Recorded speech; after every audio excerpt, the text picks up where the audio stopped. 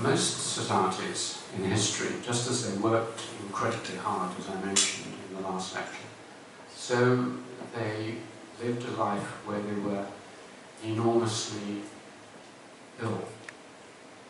One of the extraordinary things I discovered, because I'd never really thought about it or encountered it before, when I went to work in a remote village in the Nepal Himalayas. I went round with a doctor, and he did a very simple medical survey, asking people how their stomachs were, and examining their eyes and their fingers and everything. And what he did was to confirm what I had already noticed, which is that everyone in such a society is ill, or some kind of illness which causes pain almost all the time.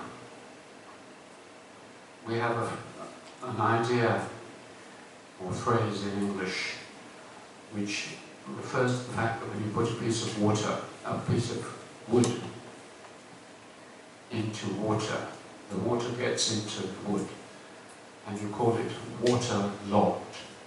The piece of wood or log sinks into the water and just a bit above the water, because it's filled with water. And one anthropologist in Africa famously called the societies he worked in as disease-logged. Every human being is filled with, we're all filled with, of course, dangerous bacteria and viruses, but most of the time in the Western society, or one that I've grown up in, we have been mostly free of these.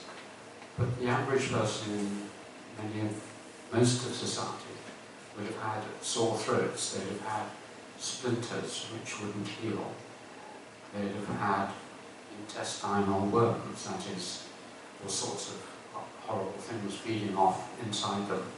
They'd have had anemia, they'd have had cuts and bruises.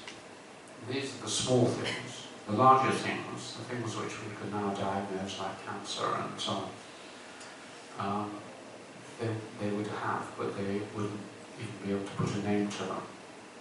That is the universal condition of human beings. Until 150 years ago, very recent, only your great-great-grandparents, there was nothing really human beings could do about this. They were trapped in the fact that we are animals, and we are the hosts of other animals, bacteria or viruses, and there's nothing we can do about it. So, on average, in these kinds of societies, all they had were traditional medicines. Some of them, as in China with ginseng and tea and other things, quite effective, but based really on trial and error. No one knew how or why they worked, but they seemed to work a bit, as in this portrait.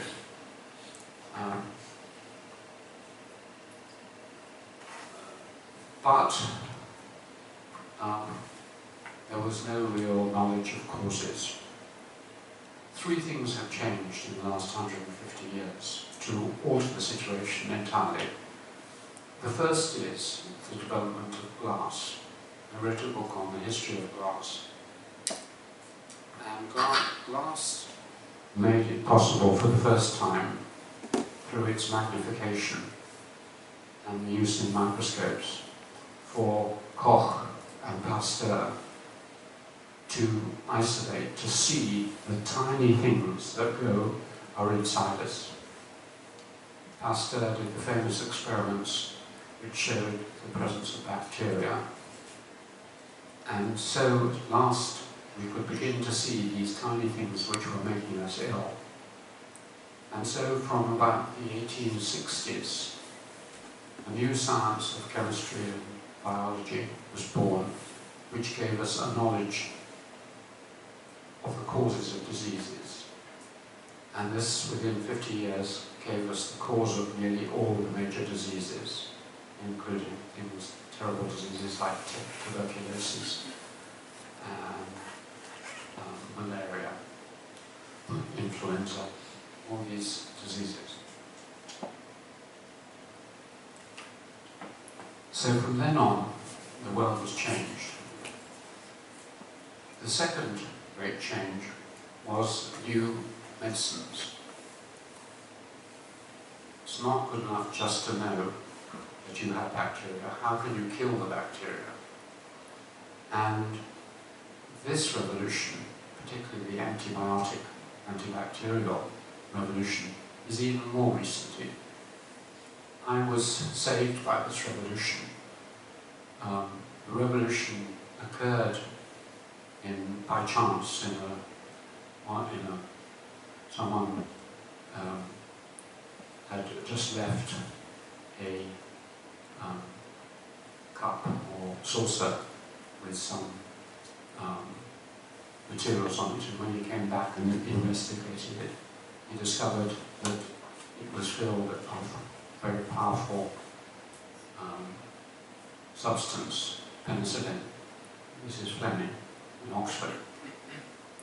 He only discovered that in the 1930s, just before the Second World War. When I was just about to die of dysentery, when I was a few months old, in the Naga Hills in 1942, the American troops and other troops were just bringing in the first trial antibiotics, and I was given one of them, sulfonamide, and this saved my life. If I'd been born 10 years earlier and had that disease, I'd have been dead. So it's very, very recent. And we, as you know, we are now facing the problem that many of these antibiotics are becoming less useful, being overprescribed and so on. But it has given us 2 or 3 generations of being able to cure many, many diseases. The third revolution occurred even later. It occurred when I was in the middle of my middle school, 1953, in Cambridge, when Crick and Watson discovered the secret of life, DNA, which has now made it possible to have a whole new generation of medicines which are just, and cures which are just beginning to happen. When I was only, 15 years ago, the Nobel Prize for the discovery, for the sequencing of the human genome was shared by a Cambridge academic, Sir John Silston, and his project cost £100 million to sequence the human genome. The cost of doing that, and this is part of the medical revolution, if you think of Moore's law, that is halving costs every 18 months. Moore's law goes like that. The cost of sequencing a human genome goes like this. It now costs $1,000 or $2,000 instead of $2 million to $100 million to sequence one genome. So basically we now understand at the tiny level how we become ill and what can cure us. But these medical revolutions are causing another huge difficulty for us, which we need to be aware of and deal with. Firstly, of course, disease will never be conquered. We are all filled with dangerous diseases. We encounter them all the time. These bacteria and viruses adapt themselves faster than we as human beings can adapt ourselves. And therefore, it's stupid to think that we can, as some American millionaires, Facebook people and so on seem to think they are going to eliminate disease. That is ridiculous. But it is true that the chance of our living longer and being healthier has changed enormously. Even when I was at school, when I was just a little older than you, and younger than you, my first school, I had a lot of illnesses all the time. You know, my hands were covered with all sorts of horrible sort of spots and things at the end of my fingers, and had coughs and colds, and I was pretty ill until I was about 13, and then the health revolution came in, and from 13, 14, I was living in a new world. So it's that reason. So, what are the new problems that this has caused? The first one is that we completely have to rethink our ideas of age and aging. When I was growing up, even, the idea we had in our minds, and your parents had in their minds, was that basically you had your young life, your childhood, and then your university education. Then you married and had a job. So you had the first stage of education, growing up.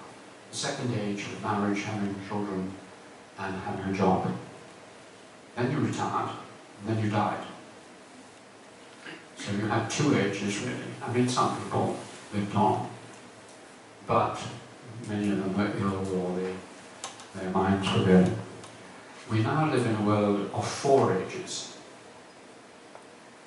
Those two, as I've mentioned, and then the age I'm in, the third age, it's called in Western literature. The third age is between retirement and when you are no longer able to look after yourself, really. So for most people in the West now, this is a long age. This is between, say, retirement at 60 or 65 and 85 or 90. So it's as long as your working life, 30 years, between, you may be working from 25 to 55, perhaps a little longer. And then you have this very long third age, when you're fit enough to come to Sichuan University and give lectures to students and things like this. But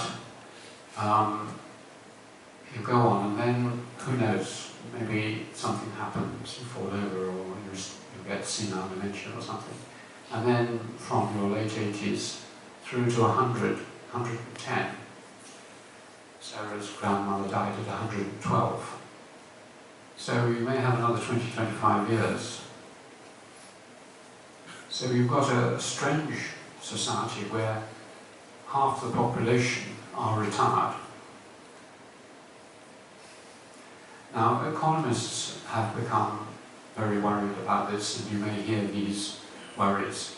You know that you've got a top-heavy population. The Chinese government at the moment, one of the reasons it's changed to a two-China policy is because it's worried about what is called the problem of dependence of an older generation on a younger generation.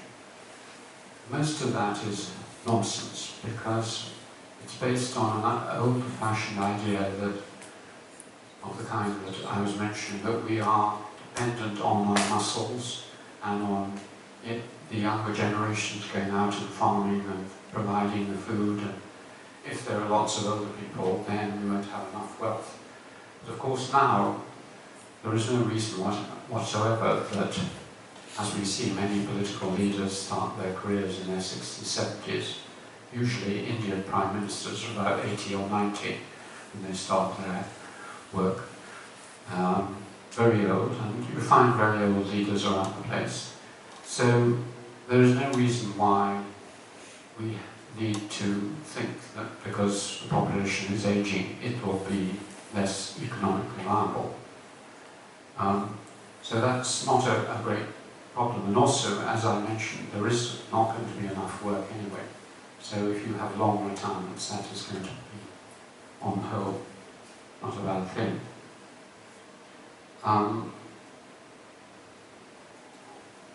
The second problem, which is the main one I want to talk about, is the medical crisis. Now, it was only really when I was writing this essay that I suddenly realized, if you look at the development of Western societies in the 19th century. What happened was that they adapted a new model of how people should organize their lives, which consisted basically of what is happening here. That is, that in order to effectively teach, you would set up an institution, a school, a college, a university. You'd have me sitting at the front, you there sitting, listening. And that works for education because you can only have one teacher for 30, 40 pupils. You apply that also to factory production. You get people together into an institution, a factory, and you have a foreman, and you have all the workers in rows down together. You have it in churches. You have the minister preaching and the congregation. You have it in law courts. You have the judge and then the people who are there.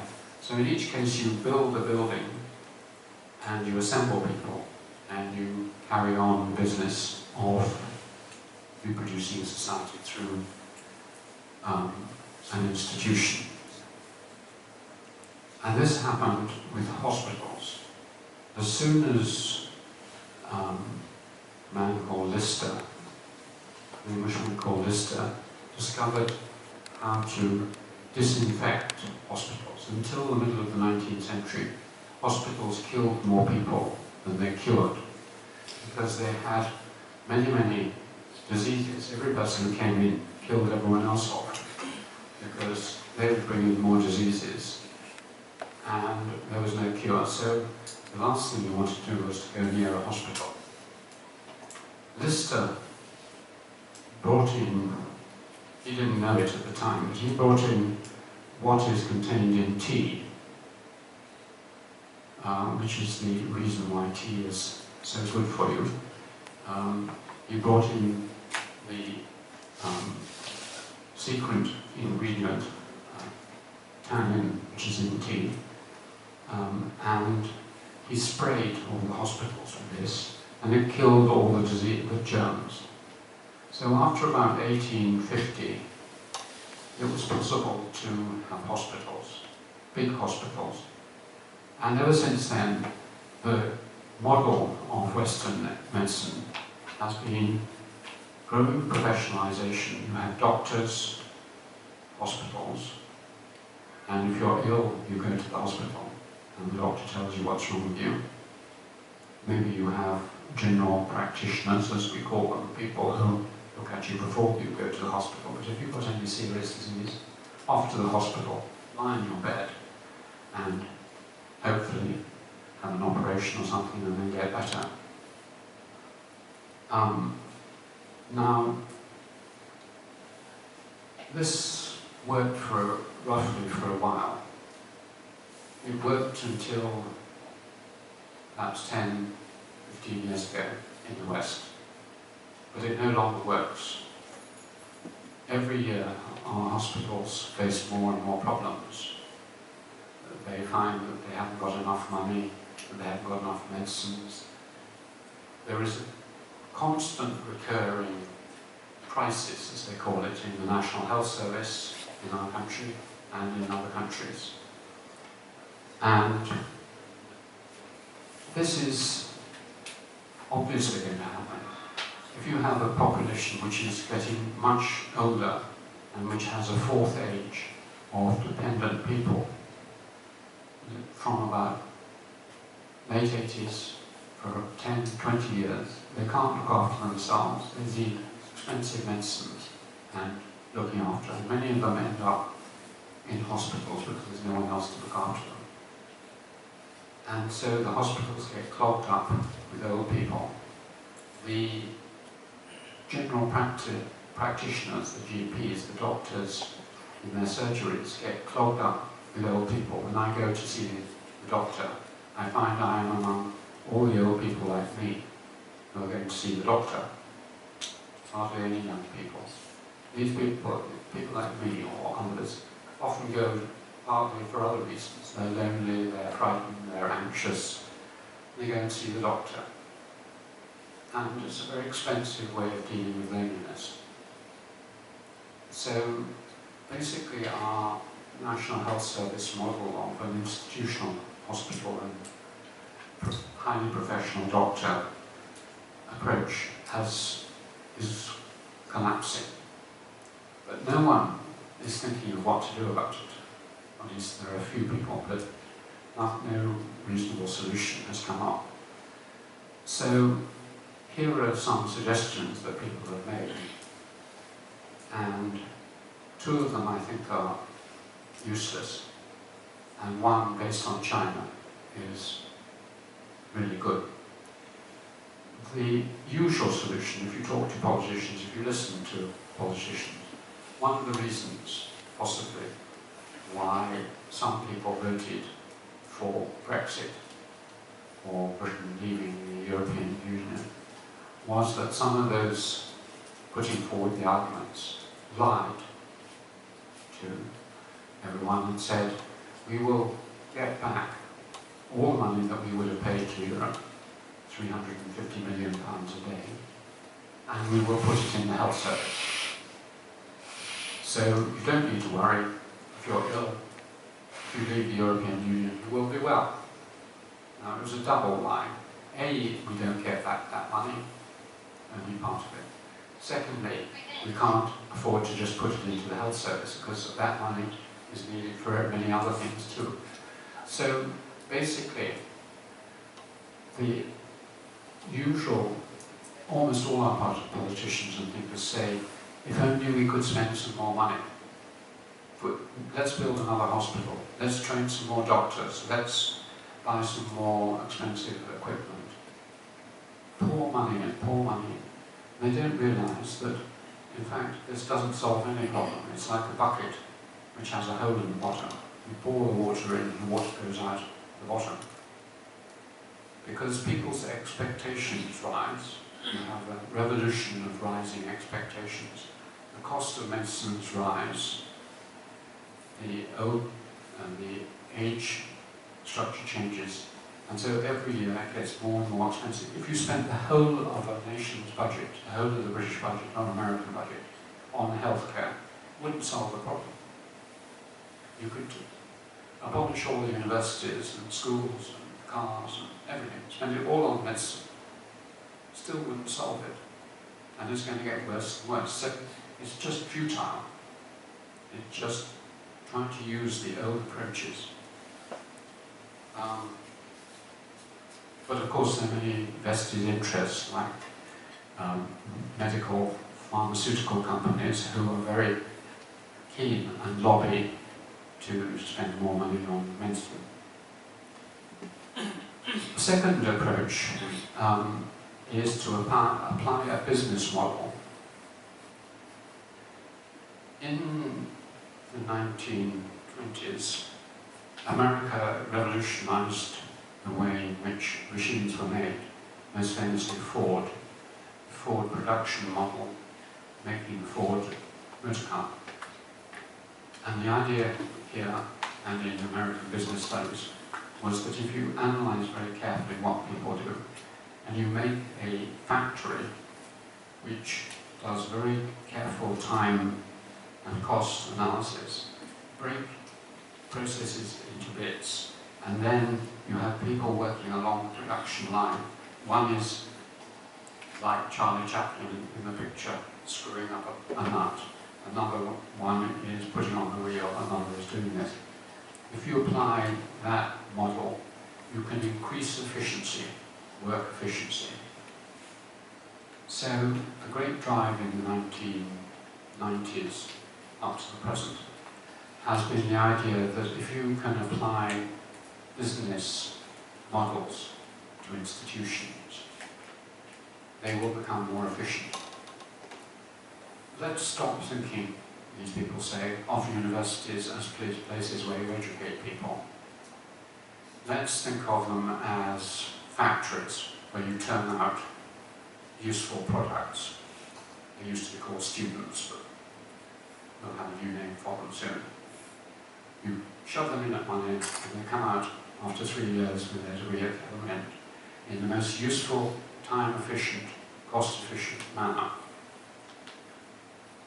You are suffering from this all the time. This is why one person I talked to told me she's had 8 classes today. And this is just crazy, absolutely crazy. Just being treated like animals, like goats or something. So basically, the idea was send our bright thinkers to business schools, send them to Harvard or Yale or Stanford or Cambridge Business School. They will be taught how to be managers. And these managers will know about cost and time and planning and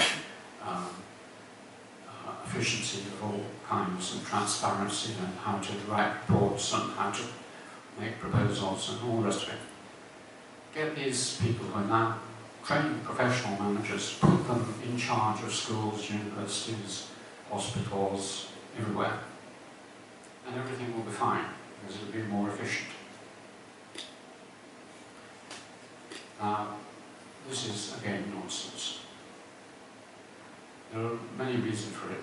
One is that these managers know nothing about what is happening or inside the institutions they're managing. They're not doctors, they're not teachers, and so they don't know the problems. Secondly, what they want to do is to increase their own power and wealth, and therefore the way to do this is to increase the number of managers. So each manager has to have 2 sub-managers, who has to have 2 sub-managers. So the management structure gets bigger and bigger and bigger. They're all paid a large amount because they decide the salaries. And also, in order to prove that they're doing something useful, they need to get people, the few people who are actually doing something, like doctors and teachers, to constantly feed them with up-to-date statistics and assessments and analyses and programs of what they're doing. So the doctors no longer have any time to be doctors. Our police spend all their time filling in bits of paper. And our academics more and more spend time filling in bits of paper. Now, bureaucratization and management structures are no solution to these problems. And this is something which this audience should be particularly aware of, because you come from a highly managed, bureaucratic Confucian civilization which has the management disease very badly. So you have to spend a lot of your time in the future. If you have any job, if you become a head teacher in a school, you'll have to spend your time sending reports up and down, and you will have no time for teaching. The disease is very bad in where 3 or 4 of the audience come from, Nepal, which has got, the British disease of, at least not the British, but the Western bureaucratic disease. So everyone sits with piles of paper. I've been into Nepalese offices and Indian offices, and the people are sitting there. In one extreme case, there was a notice at the front of the desk which said, "Please do not disturb me, I am too busy." So I managed to get past this notice, and he had about 6 telephones and huge piles of paper all around, doing nothing, just day after day, guarding his domain. So management is not a solution. The best solution is to let the people who are doing the job run it themselves, because they know what the problems are. So you need devolved power to the teachers or the university staff or the doctors. The one solution, the solution I think lying very close and which may well is already beginning to be adapted, is based on 2 ideas. One is, at the end of the Sino-Japanese War, in 1949, when Chairman Mao and the Communist Party took over China. The idea was to spread an equal and livable way of life in a shattered civilization. Almost everything had been destroyed, and there was no money for anything. So the Communist Party set up, probably based on the older Confucian ways, I suspect, but anyway, they set up a scheme which is known in the West. I don't know if this is a term that you use in China now. You have the Barefoot Doctor. Yes. So the Barefoot Doctor was the idea that most medical complaints are very simple to solve. My wife and I were barefoot doctors in our Nepalese village, because at the beginning there was no access to healthcare. So we used to go each year with just a small box of 10 different medicines: coughs, cuts, worms, simple things which didn't require any. And these deal with about 60 or 70% of the problems in a small village. They don't have them, but just putting some antiseptic onto a cut, doing some anti-worming for a child, anti-diarrhea for infants, or Jivan gel water, made a huge difference. And this is what the Barefoot Doctors did. They had 2 or 3 weeks training, and they went round and they solved many of the problems of China very, very, very cheaply. The second principle is that we now live in an information age where all of you are doctors. All of you have access to more high quality medical information than the doctors who treated me when I was a child or even recently. They just had their training at university, and they might have 1 or 2 books on their shelves. The rest was guesswork. Now, any one of you can go on the web and find out almost always what's wrong with you and what you should do about it. The web is infinitely superior to any doctor. Now, when I'm ill, I've got some strange things on my arms at the moment. This was a recent case. The pigmentation on my arm went, and so I talked to my daughter, who's a nurse, about it, and she said, well, there's 1 or 2 or 3 things it could be. I looked on the web. It described exactly what these 3 things were. I printed out what I found and what I should do. I then went to the doctor, and she said, oh, this looks like, and then she went onto the web.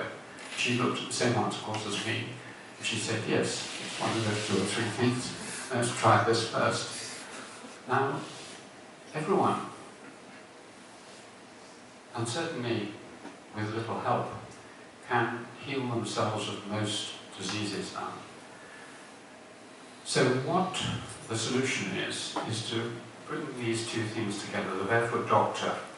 Well, the third ingredient is we went from Chengdu last year to a village near Chengdu where they are setting up some model villages to try and encourage people to come back from the East Coast cities and settle in the countryside near here.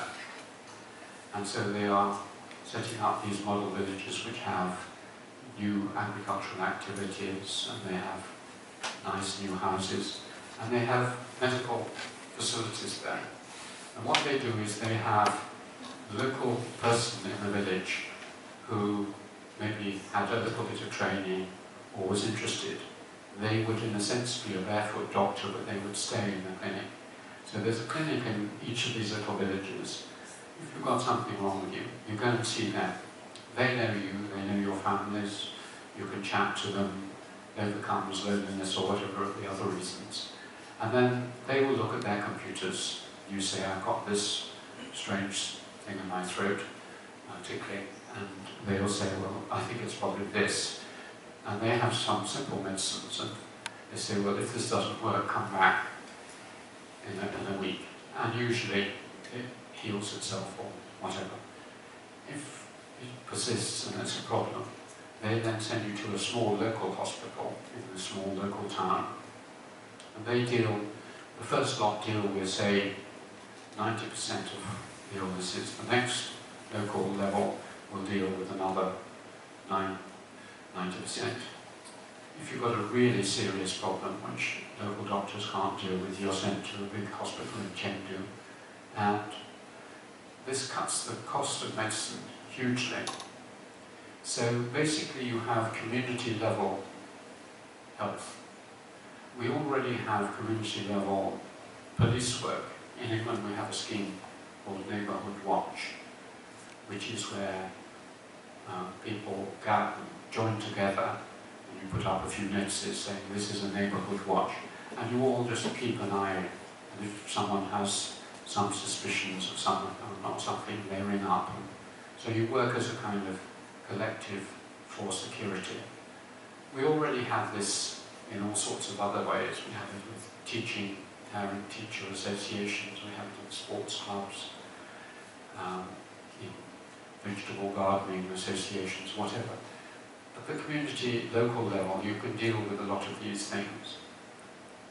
If you add this to the idea of the third age, there are many retired medical people. In our village alone, I know of several who've either retired doctors or nurses or paramedics or people who would be very happy to spend a month doing a course. And then, so basically you could cut the centralized, institutionalized cost of medicine hugely in this way. So the medical revolution in the future will be part of something which I'll be talking about in my lecture tomorrow, which is a new model of democracy. Because one of the good effects of the internet is that we can imagine a world where we take charge of our own lives again. The old model was that you sent off all, you had these professionals and they ran your life, professional politicians, professional doctors, professional this and that. Now, knowledge and access to knowledge is so much more widely distributed that there is no reason why you couldn't do this at a much more local level. So, to conclude, you in China have got to think in new ways. It's very difficult for you. You have 8 classes a day. You're suffering from a Confucian-style education which tells you that you must work hard, learn the facts, do this, don't question the government, don't do this, don't do that. To think outside all this is really difficult for you. That's why a lot of you go abroad and try and get some fresh air into the system. But you can even do it within China. Just try and get a little bit of stand back, a little bit of leisure time, a little bit of creative thought, and question and think unthinkable things. As my favourite prophet of the 20th century, Albert Einstein, put it, unless an idea starts as absurd, crazy, there is no chance for it. So, all of you, please be crazy. Thank you. 谢谢.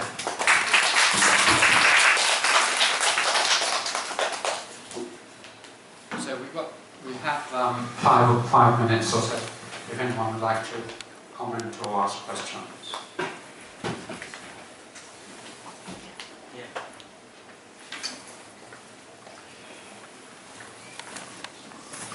Thank you, Professor.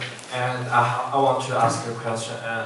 I think the relation between doctors and patients can represent a society's health and the government's health scale. And as we all know, in China, lots of bad things happen in this area, happen in the hospital.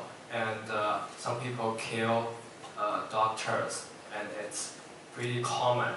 And some people blame it to the governmental system in hospital, namely the the capitalism, they think that the hospital should care less about the business and money. And I want to ask, do you think capitalism should get into this area, or the government had better dominate in the area of medicine? And furthermore, is capitalism a good thing for all? That's my question. Thank you very much.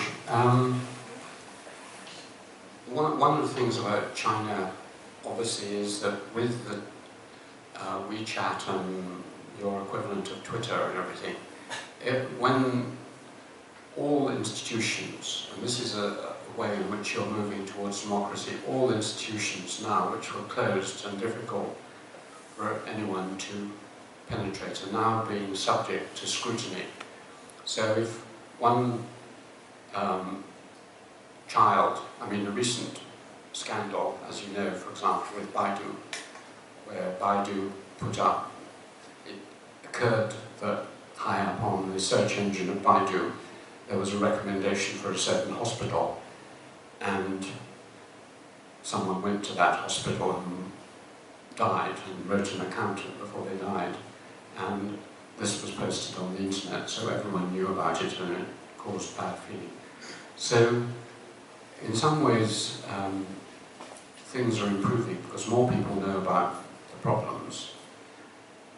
That is another danger of the institutionalization, because as soon as you get a combination of managers and big institutions like hospitals or universities, then the managers apply their philosophy, which is a capitalistic, which is the only way you measure the value of an institution, is how much money it makes. I mean, otherwise, how are you going to know? How do you know that Sichuan is a successful university? You know because it makes lots of money. And if you add that to other problems in China, I think one of the biggest problems in China, which is behind most of the corruption in China, but I'll be talking about that tomorrow, is the fact that people are paid too little for professional and other jobs, policemen and everyone. That means they have to do other things, and that is the problem with many hospitals. In our environment, we have scandals because you have your hospital job, but if you want to earn much more money, you then take on private consultancy, and so your hospital job gets neglected and you have these scandals. I don't think you can entirely get rid of financial and economic assessments in relation to a hospital. If you just say, we'll give you as much money as you like and don't worry about making profits and so on, you can get other problems. But it's true that you have to be very careful and always remember what the purpose of the institution is. The purpose of a hospital is to heal people. It's not to make money. The purpose of the university is to educate people and not to make money. And as soon as the purpose is diverted to something else, this is happening, of course, with education generally. In the last 20 years, the big investment in China was in infrastructure, in housing. So all the millionaires in China made their money from real estate. That is flooded now. There's no point in building new housing. So all that money has to go somewhere. It's now going into universities, schools, hospitals, things like and cultural products. And that is also distorting the situation quite considerably. So there is a very great danger in China that huge amounts of money will go into private this, that and the other thing, and they will become just money-making businesses. Thank you.